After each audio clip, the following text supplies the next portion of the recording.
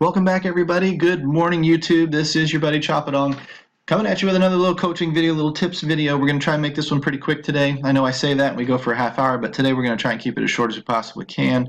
What I want to do, I wasn't going to make a video today. I decided to anyway, because when we have downtime like this, I don't really think and concentrate a lot on NBA. It's just not my thing. I have projections and the optimizer inside DFSArmy.com, and I let those guys do a lot of the work for me, and they're on top of it today, being a full slate. So we don't really need to talk about NBA that much. I'm just going to plug in, I'm going to run some lineups, lock a couple of players in, spin the optimizer, play the rest of them out, and I'm just going to go make money, because that's what we do in NBA at DFSArmy.com. If you're interested, there's a link description at the bottom of the tab, at the bottom of the video here, where you can use a coupon code CHOP, C-H-O-P. Come see what the noise is all about. You can also follow me out on Twitter at Choppadong. Ask me questions, whatever we want to do. But you're missing out if you're not a VIP inside DFSArmy.com. That said, let's talk about breaking down some contests. Since we have a very slow NHL night tonight, let's talk about breaking down what the pay is, how much risk we should be taking in these contests, and how to think about winning GPPs, because this is something that a lot of people won't tell you and a lot of people don't really pay a lot of attention to or don't know to. But it's very, very, very, very, very important. We talk a lot about the ladder strategy inside the DFS Army. If you don't know what that is, I encourage you to go to DFSArmy.com and look up the ladder strategy in all of the general strategy tabs. You'll find it a page or 2 pages in. It's a multicolored triangle, red, green, yellow, whatever. When you see that article, bam, click on it, read the ladder strategy. You'll see how I build my lineups most nights. And we've had mathematical proof today. A math and science teacher, Ramjung, did a great job breaking that down. And now there's just proof beyond a shadow of a doubt that the ladder is the only way to play, well, not the only way, but one of the best ways to play for the brand newest player. So again, that's VIP type stuff. But when we're out here in the real world and we're talking about risk versus reward and GPPs and whatnot, there are a few different ways to approach this. You know that the GPPs are top heavy. They don't pay a ton of people, and most of that money's way up at the top anyway. There's a whole big area of min caching that isn't going to do anything for you. There are also some that weigh a little bit more top heavy than others, and some are a little flatter pay structures than others. There's actually in the golf strategy tab, there's a contest selection article I wrote a year or so ago. You're more than welcome to go to DFSArmy.com, look that up under PGA strategy. It's in there. I believe it's the one with Payne Stewart pumping his fist. But anyway, let's look at some of these satellites. I want to show you this one here. This is one ticket out of 329 people. You got to win it all. Second place doesn't get squat. He may get his nickel back or something. Nope, he gets nothing. So winner take all. You have to take risk here. You have to beat 329 people. You have to be creative. You have to think about ownership. You have to go for ceiling plays. You don't care if a guy falls flat tonight. You're hoping that a play that you're on or a stack that you're on that nobody else is thinking about or nobody else has the cojones to run, you're hoping it hits and it goes off. If that happens, you leave the field in the dust, you win the ticket. Good for you. If that doesn't happen or you fall a little bit short, you're screwed. Try again another day. I don't like that style of play personally. Some people do. Fine. What I would rather do is play flatter pay structures. And I'll show you in this next one down here, this 7,000 person, it's just a quarter to jump in, 7,185 people, 1,405 cash. You got to get to the top 1,405 people. So if I show you 1,405 divided by the 7,185, top 19.5% cash, top 20%. Okay, you have to build a lineup that beats 80% of the world. 7,000 people is a lot of people. It's going to take a darn near perfect lineup to win the top prize of $100. Great, you turned a quarter into $100, but it's really and truly a damn good night if you even hit the cash. Now, the difference between a GPP and a double up, or let's call it a 50-50, is that 50% of the people get paid. So 50% of these people get paid. That's what, 3,600 people? 3 times as many almost as this, or twice as many as this for sure, that get 50 cents on their dollar. Would you rather beat 50% of people and get 50 cents, or would you rather beat 80% of people and get 50 cents? Okay, that's why we don't take much risk in those double ups and 50-50s. We don't have to win the money because all of these guys get 50 cents. There is no structure, and a lot of people don't like that. But as you get more experience in DFS, you start finding that you need some of this in your game because you just don't hit this. You don't beat 80% of the world very often. So what you need to do is you need to use some of those double ups or 50-50s and a little bit of these GPPs just in case the magic happens, because you're using the double ups and the 50-50s to pay for these entries or offset your losses and the roller coaster ride in these GPPs, if that makes sense. So what we're going to try and do is we're going to find the breakpoints in this tournament here.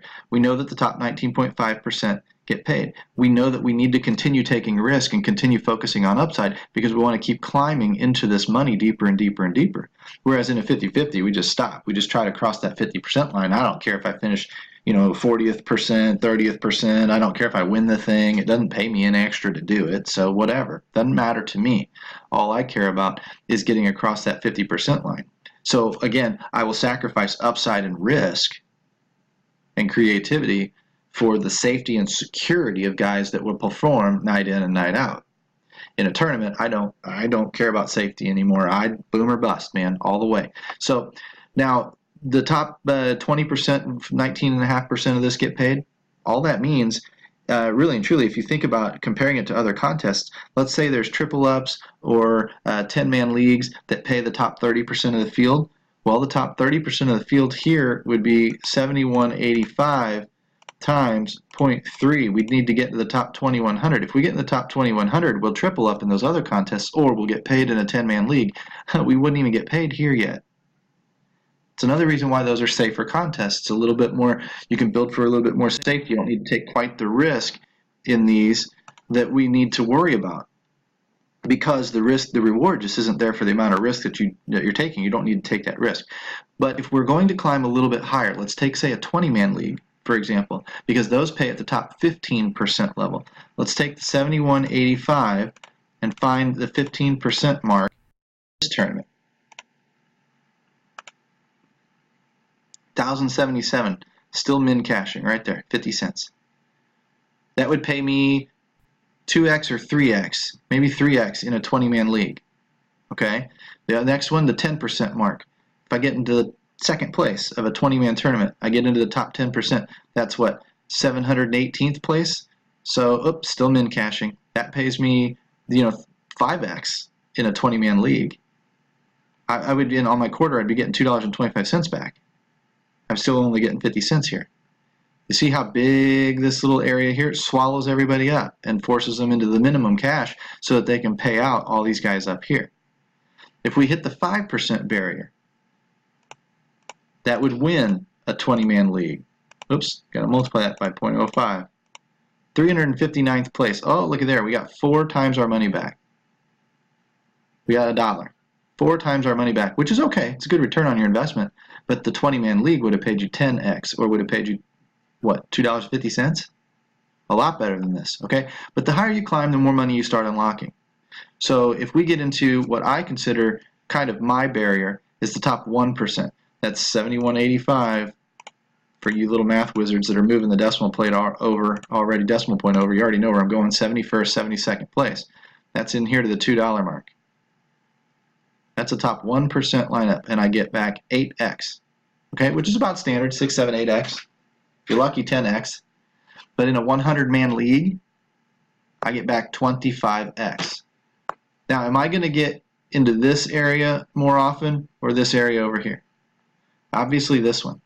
Would I rather get 25x or 8x? Well, 25x. So there should be a component of your game that relies on the 100-man leagues or the triple ups or the 20-man leagues or whatever, because these things, you're going to hit these things more often as you climb deeper and deeper and deeper into the money. Sure, hopefully you win this, because then you'd win everything else too. But really your goal is to start getting paid well as you climb up in here, because you're going to get caught in this logjam right here. If you're a consistently good player, you're still going to wind up right in here most of the time. It's very rare you're going to get over here.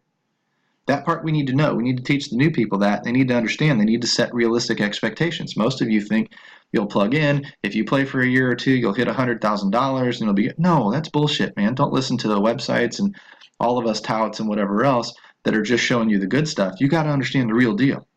The real deal is it's very hard to crack even the top 1%. It's very hard to get into the top 70, places here.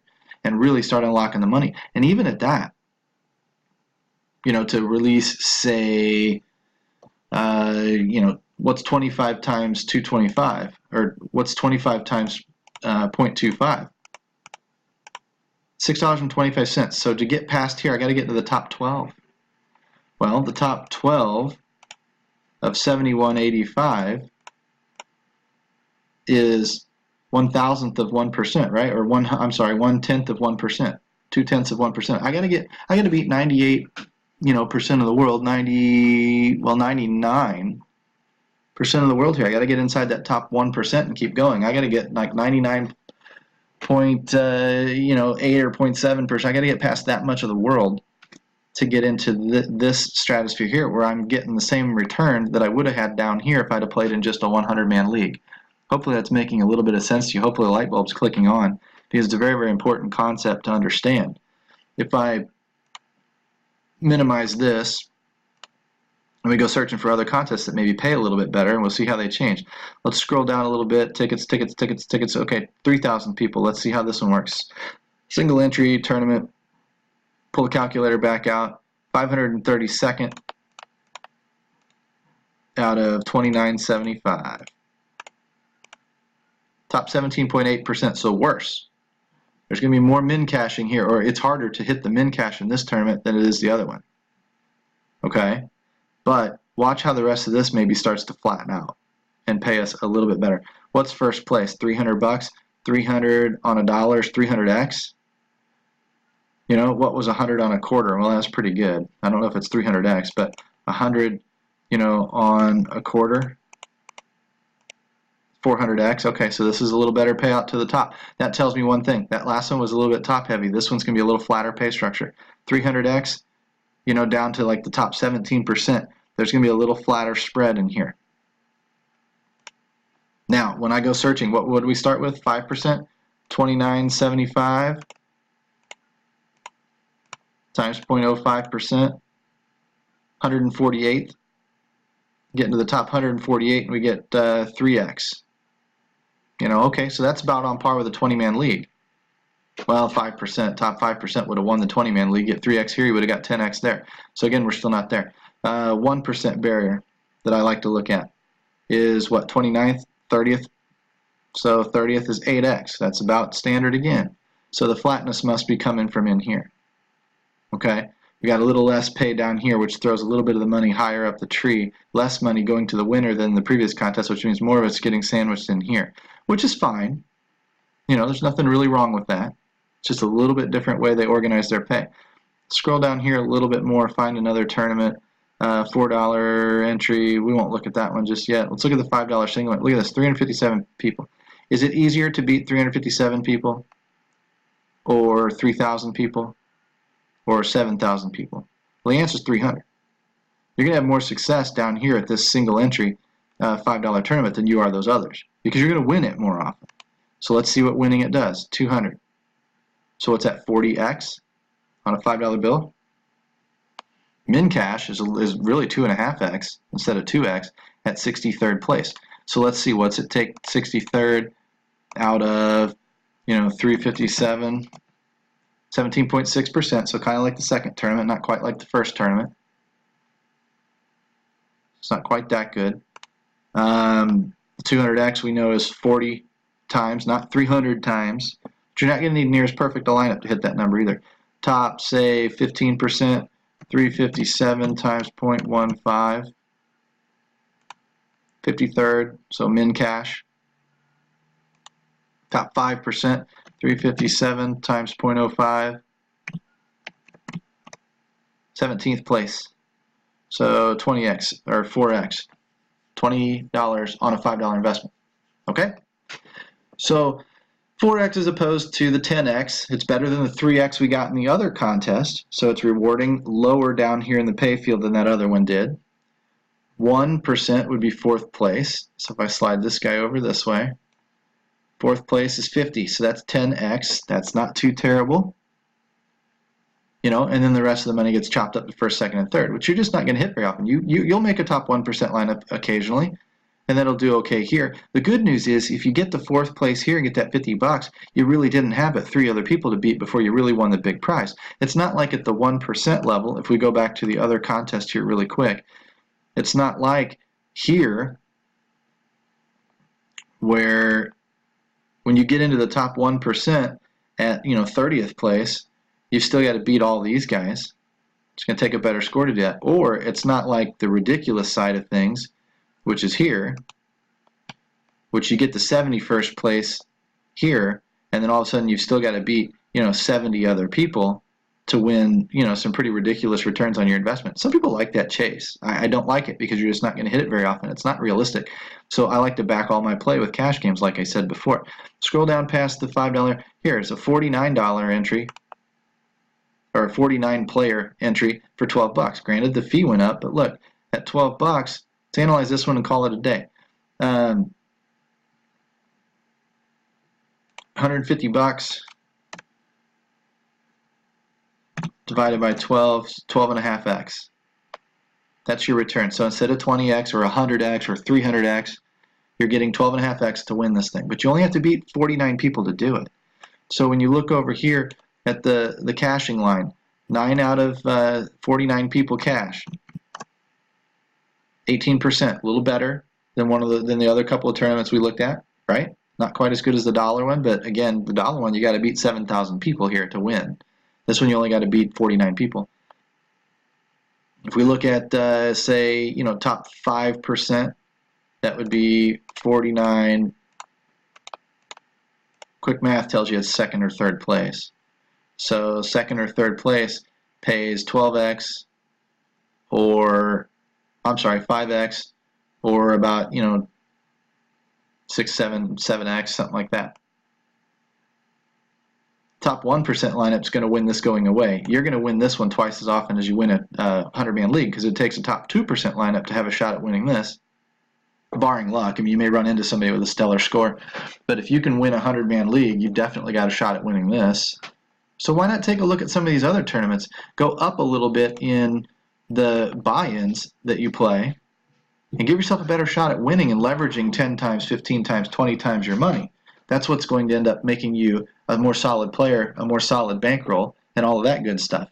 So those are just a couple of things to think about. We've got 3 max tourneys, single entry tourneys, multiple entry tourneys. We'll cover maybe those in a different video, but I wanted to take 15 minutes or so today and just break down some of these contests and show you what kind of math you should be doing on days when you're not doing research, so that you can understand a little bit better at where your game might fit in towards the types of lineups you build. If they're high risk or if they're a little lower risk like I do or whatnot, that will help make you a better player because you're putting your money in smarter places where it's got a better shot at doing significant damage for you.